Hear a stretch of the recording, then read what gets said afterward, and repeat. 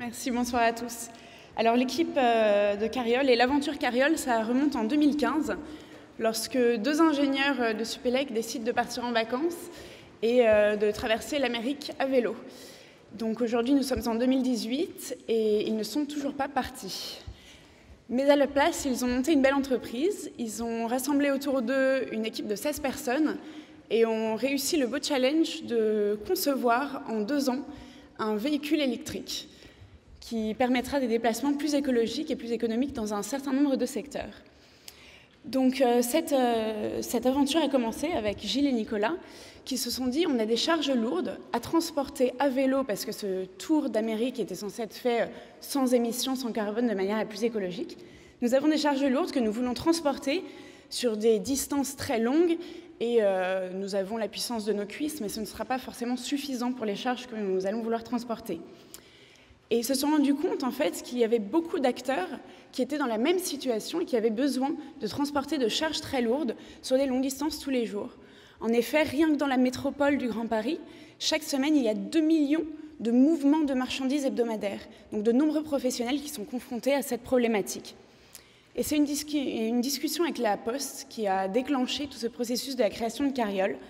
La Poste qui a 20 000 vélos et qui, face à l'augmentation des livraisons et de la nécessité de logistique des colis, doit trouver des manières de transporter avec ces 20 000 vélos un volume d'emport toujours plus important. C'est donc là que vient l'idée d'une remorque électrique. Carriole est une remorque motorisée qui est capable de transporter jusqu'à 250 kg de charge en étant tout à fait imperceptible aux cyclistes. C'est une remorque qui peut s'adapter sur n'importe quel type de vélo. Il n'a pas besoin d'être électrique puisque la remorque a elle-même ses propres moteurs et permet donc d'utiliser des flottes de vélos déjà existantes, telles que celle de la Poste, et de ne pas avoir à racheter un outil tout à fait nouveau. C'est un outil qui a aussi une vocation professionnelle, d'usage professionnel, puisqu'avec une autonomie de 70 km, elle permet d'assurer une journée de logistique urbaine. Donc cette belle idée est d'abord partie par un business plan. Donc c'est en 2015, en septembre 2015, qu'on commence avec un business plan, le dépôt d'un brevet sur l'idée, et qui se concrétise avec des partenariats qui ont été très précieux à l'évolution de Carriole, avec l'UTBM pour le design et la mécanique, les mines de Paris qui nous a permis de faire évoluer tout le système d'intelligence embarquée, donc d'intelligence de la Carriole qui s'adapte en temps réel à l'allure du cycliste pour rendre la charge imperceptible, et enfin avec Centrale Supélec pour un contrat d'incubation.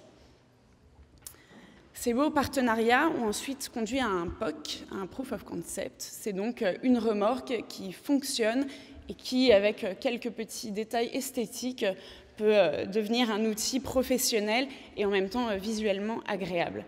Donc lier l'utile à l'agréable, ça a été un petit peu la mission derrière Carriole. Ça a été aussi une étape où il y a eu 4 nouvelles embauches chez Carriole pour rejoindre les 2 cofondateurs. L'équipe commençait à grandir et ça a été vraiment ce travail d'équipe avec des ingénieurs en électronique, en mécanique, en mécatronique, en automatique, qui ont permis de concevoir tous les éléments de cette Carriole. À la fin 2016, c'est une belle gamme de carrioles qui commence à se dessiner et les pré-séries commencent.